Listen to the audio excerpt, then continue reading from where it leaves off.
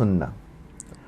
جب بھی جائیں آپ دیکھیں ہسبینڈ وائف صرف یہ کہ مجھے میری مثلا خاتون بیٹھ کے بات کر رہی ہیں بغیر ٹوکے سنیں, جو کہ میرے نزدیک مینٹلی ہیلدی ہے ہی وہی جو بغیر ٹوکے سن سکتا ہے.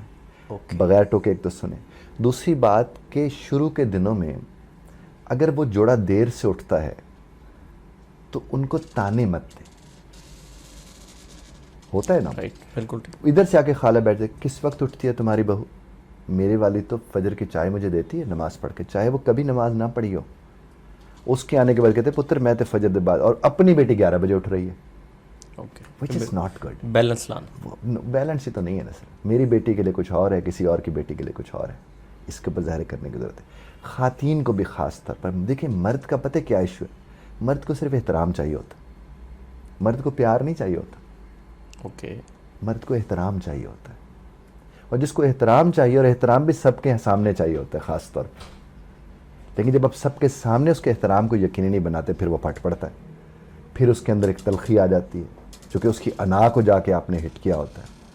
تو عورت کو تو میں یہ کہوں گا کہ اس کے احترام کو ظاہراً اس میں کمی نہ آنے دیں, ظاہراً, یہ بہت زیادہ ضروری ہے. بالکل ٹھیک. اسی طرح سے جو بڑے بوڑھے ہیں, دونوں ہسبینڈ وائف بیٹھ کے طے کر لیں کہ دیکھیں وہ آپ کے بزرگ ہیں, یہ میرے بزرگ ہیں, اور آپ کو پتہ ہے بزرگوں کے مزاج ایسے ہوتے ہیں, بزرگ اس طرح چیزوں کو دیکھتے ہیں, تو تم میرے بزرگوں کا صرف اس لیے خیال رکھ لو کہ کم از کم ایک فرنٹ تو میرے اوپر نہ کھلے تمہاری وجہ سے نا, اور میں تمہارے بزرگوں کا اس لیے خیال رکھ لوں کہ وہ فرنٹ میرے اوپر نہ کھلے, تاکہ ہم ایک دوسرے کو بہتر طرز پر دیکھ سکیں. اور صاحب جب تک یہ میں جو بات کر رہا ہوں اکثر لوگوں کو لگے گا یہ آئیڈیل باتیں ہیں, یہ آئیڈیل نہیں ہے, یہ کمیونیکیشنز ہیں. آپ یہاں تک کہ, اور آخری اہم بات میں آپ سے عرض کروں کہ ہسبینڈ وائف کو اپنے گھر کا وہ کونا جس میں وہ نہیں لڑے کبھی, اس میں بیٹھ کے ایک دوسرے کے ساتھ بات کرنی چاہیے. جو کہ نارملی ہوتا ہے کہ جس کونے میں لڑائی ہوتی ہے اکثر اسی کونے میں لڑائی نظر آئے گی آپ کو, یعنی وہ گھومتے ہوئے جب اس جگہ پر جائیں گے وہاں وہ لڑائی آ جاتی ہے. اور وہاں جن ہوتے ان کے جن جاگ اٹھتے ہیں, تو کاؤنسلنگ والا کھاتا بند ہو گیا اور عاملوں والا کھاتا شروع ہو گیا, تو وہ تو بہت زیادہ ہے. نہیں یہ ہوتا ہے سر, میں آپ سے عرض کروں, جن نہیں ہوتے یہاں پر, لیکن یہ ہوتا ہے. آپ کبھی یہ میں جو بات عرض کر رہا ہوں یہ سب ہسبینڈ وائف دیکھ لیں, گھر کے کچھ ایسے حصے ہوں گے جہاں پر جب دونوں اکٹھے ہوتے ہوں گے لڑائی ہوتی ہوگی, تو ادھر جا کر کبھی ایک دوسرے سے مشورہ مت کریں, ایک دوسرے کے ساتھ گفتگو وہاں پرہیز کریں, جا کر کرنے چیزیں مختلف ہو جاتی ہیں. اور کچھ کی ریاضت بہت بڑھ گئی ہوگی تو ان تو سارے کونے ہی ایسے کر لی ہوگی, تو وہ کیا کریں شاہ صاحب؟